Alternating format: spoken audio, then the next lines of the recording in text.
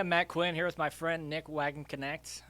Nick, why don't you tell us a little bit how you got started in real estate and what kind of helps fuel your passion for real estate? Yeah, gladly. I originally was a teacher.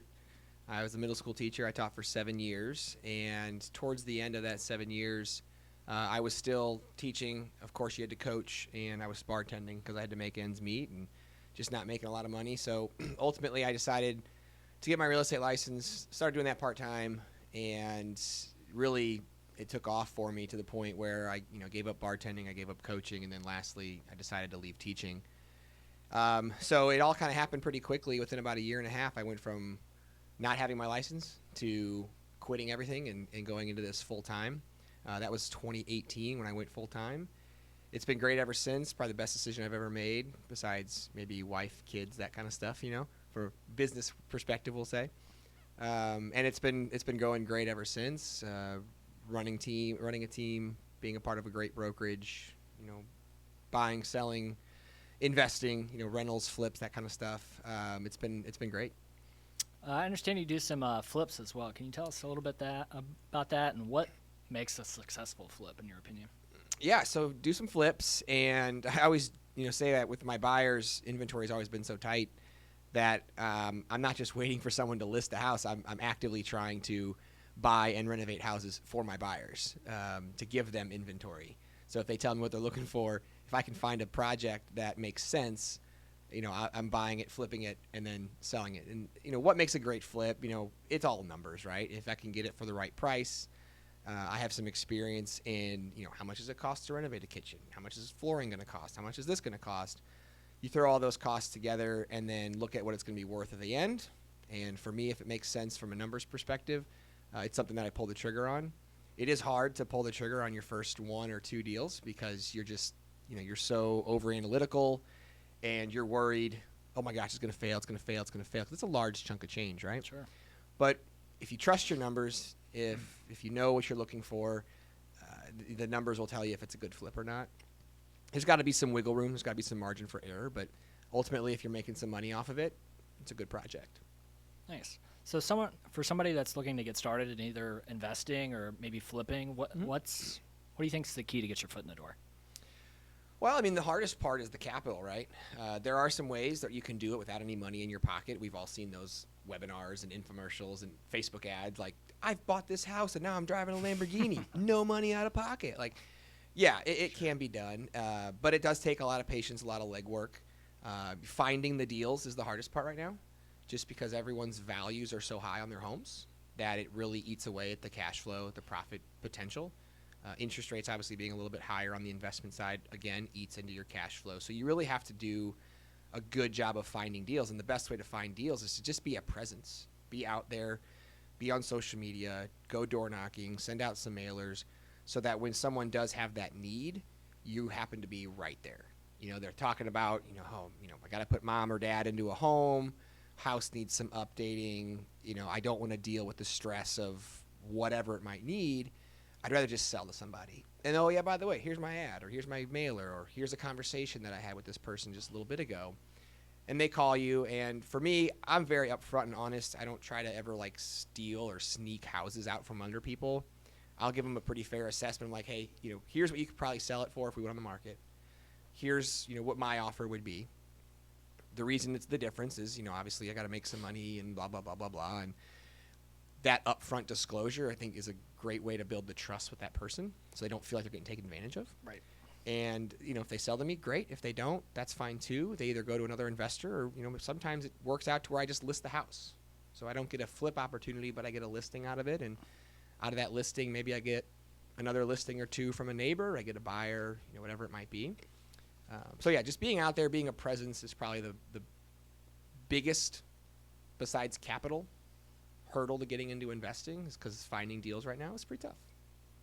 And I'm sure you work with some first-time home buyers.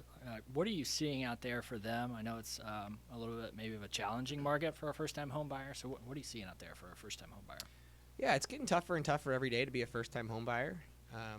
Obviously, house prices keep going up in most areas. I mean, there are some areas where we're seeing some plateauing or some decline, but for a lot of first-time home buyers, It can be tough. And so what we do on our side of things is A, we set the expectations properly. Hey, you're coming into a tough market, but we're going to prepare you for how to be successful in that tough market.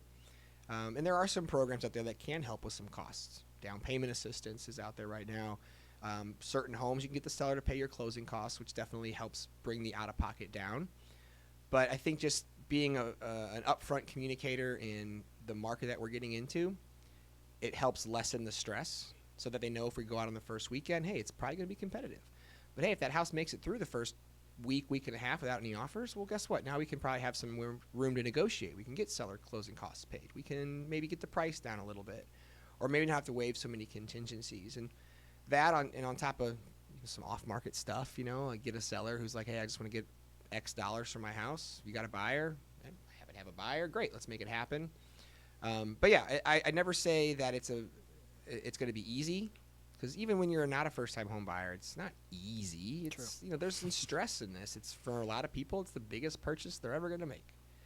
And while people like us and you and me, we take a lot of stress off their plate, there is some stress with it. But anyway, sorry, kind of got long-winded there. I tend to talk. It's funny, someone in sales likes to talk. And I had another point to make when it comes to first-time home buyers, but I forgot what that was. So touching base, as far as seller credits, Mm-hmm.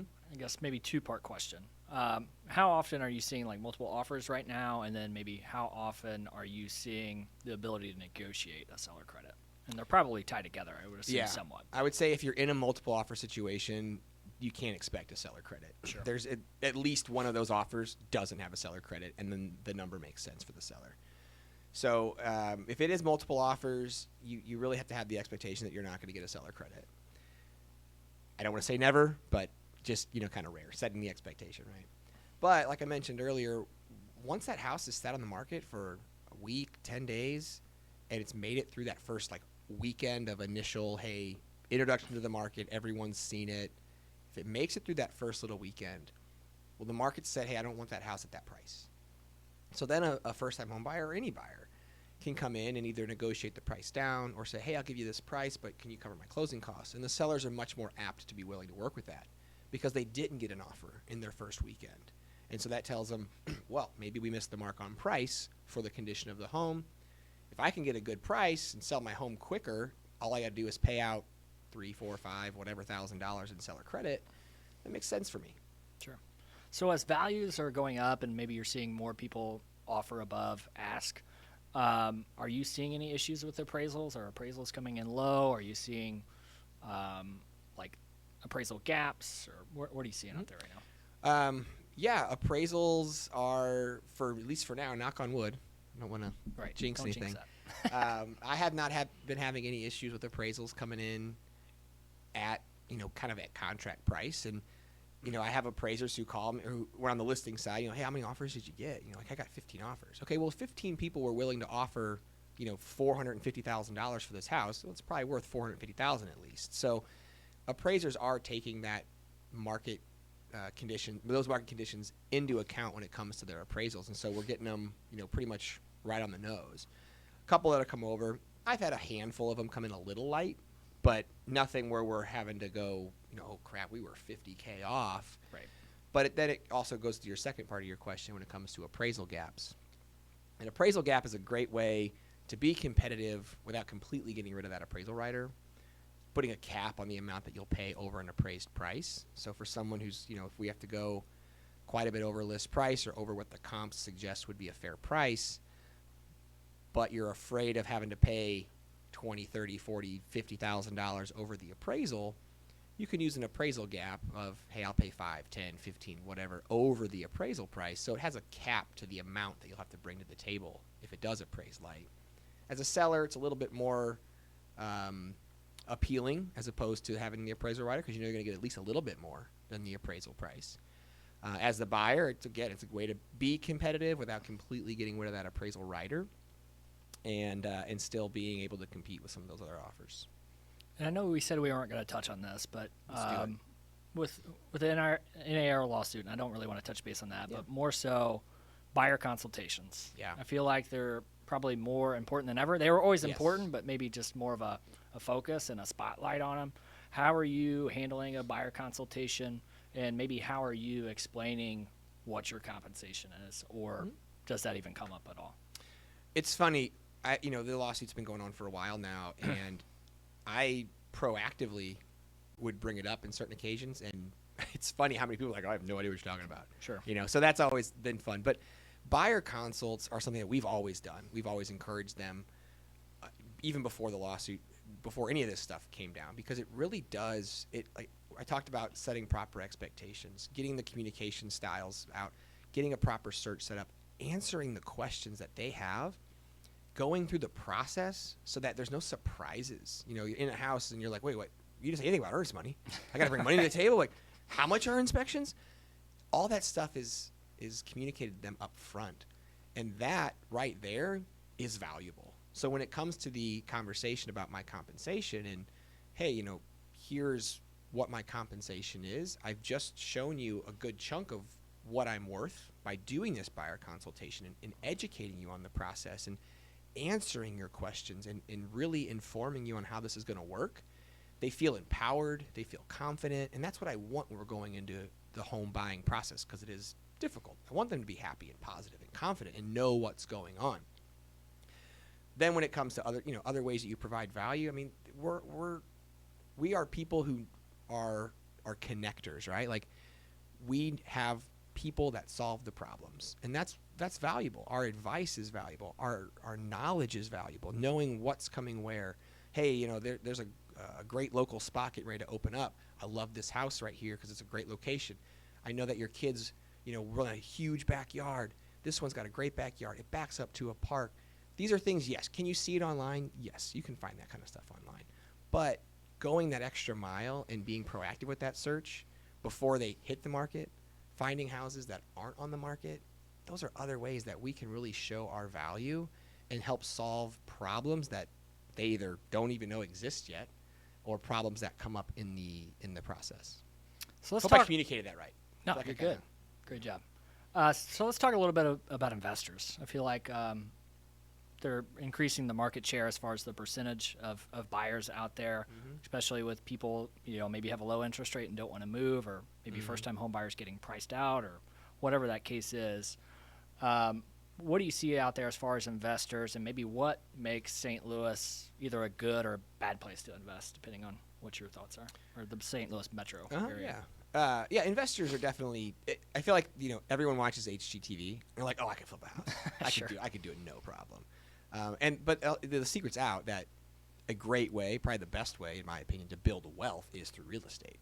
So anyone who's got a little bit of money wants to invest in real estate, which inherently makes it a little bit more difficult, because if there's so many people all competing over the so few deals that are out there right now, it does make it a little bit difficult for the investors, but then also for the first-time home buyers. Like we were saying, if you're someone, a $200,000 house should be a good house, right? And it should be easy to get. Well, when you got 27 cash investors that are also competing with that house, it makes it difficult for that first-time home buyer. But what makes it such a good investable area is because the price of real estate comparatively, to the nation, is still relatively inexpensive. It's pretty cheap to get in the game in certain parts of the St. Louis area. There's good labor, there's good contractors in our area, and there's strong buyer demand. So from an investor, I'm like, okay, I can get relatively inexpensive real estate. I can get it updated, upgraded, whatever you want to say, for a good price, quality product, and there's still strong buyer demand in this area. That's a great recipe, right? So I think from an investment standpoint, it's a strong place from a buyer perspective. Real estate's still relatively inexpensive. I mean, we all watch House Hunters and like, I'm looking for a 2-bed, 1-bath, 600 square foot apartment in San Francisco. My budget's $2.5 million. You're like, whoa, like that's insane. In our area, you get a good house for a good price.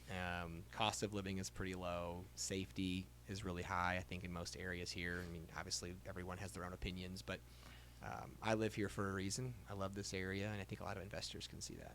Well, I want to flip the tables on you and ask about first-time home buyers.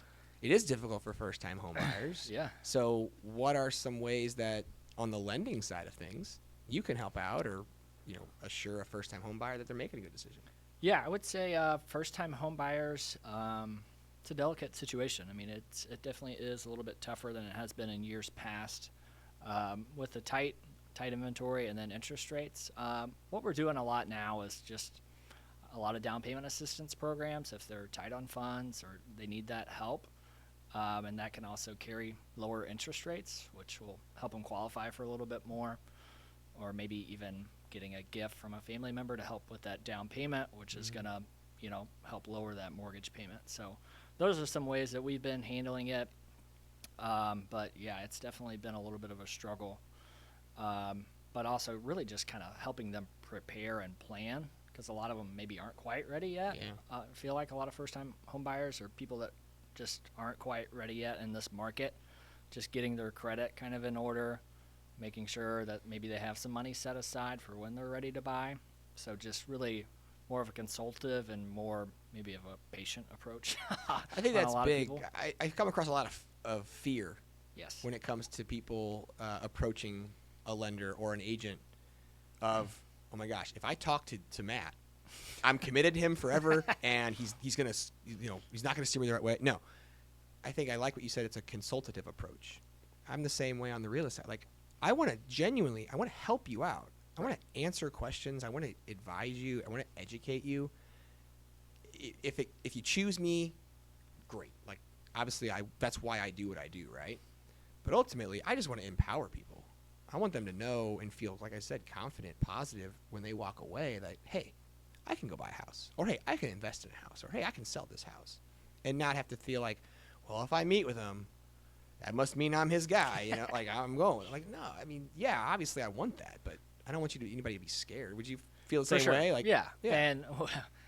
And you're in my profession. We obviously do face a lot of rejection, so we're very used to it. Yeah.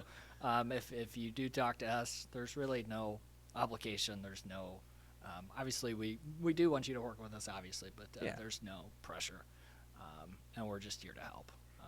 And we do, I think, get fired up about real estate because that's what we like, and we know Yeah. how good it feels to close Yeah, on a home. yeah. Like buying your own, it feels there's not much better. Yeah. Just from a stability, from your family, a wealth building perspective, all those things that make real estate fun. Do you feel like you're getting a lot of pushback on rates still? Because on my side of things, I feel like people are like, they are what they are. No, not as much anymore. Yeah. I think people are used to it now. It's the new normal. Yeah, new normal. They're kind of, I feel like last year, and once they started to raise pretty quick, we were getting a lot of pushback. But I think people are accustomed to it now. Mhm. And then when we do have rates drop, it's going to be a nice surprise. So, There'll be a nice refi Yes. boom, I'm sure. Yeah. hopefully, we'll Yeah. see. So, That's good. That's good. There is one more thing I wanted to say. yeah. It's never a bad time to buy a house. I would Seller's agree. market, buyer's market. The best time to buy a house was yesterday. Best time to plant a tree was 30 years ago. Get in the game. Like, buy a house. Get in the game. Marry the house, date the rate, right? We've all heard that, right? Right. I mean, prices keep going up. You're losing buying power. Get in the game. I don't care what the market says. Yeah, I feel like as long as you're ready financially, and as long as you're willing to keep the house for a few years, Agreed. it's really never a bad time. Agreed. You rarely run into some person that's bought a house and regrets it. It's Yeah. pretty rare. Very rare. It does happen, but it's pretty rare.